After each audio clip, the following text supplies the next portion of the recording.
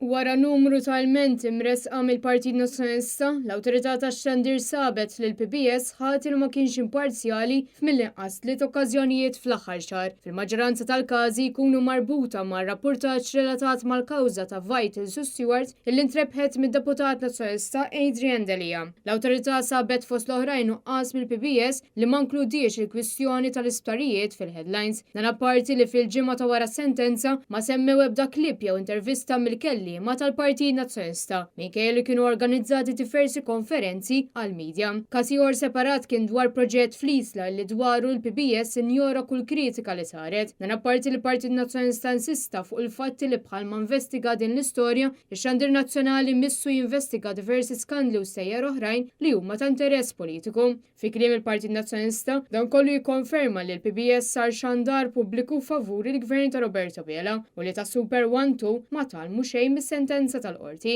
Fis-qarrija l-Partit Nazzjonalista qal li Roberta Bela għax dajjef u daru mal-ħajt qed juża dak li suppostu x-xandir pubbliku biex jipprova jagħti l-ħniżrijiet li qed jagħmlu u sħabu. Il-Partit Nazzjonalista insista li se jibqa' jieħu kull pass meħtieġ sakemm il-PBS ma jibqa' Super 1-2 u jsir verament xandir pubbliku.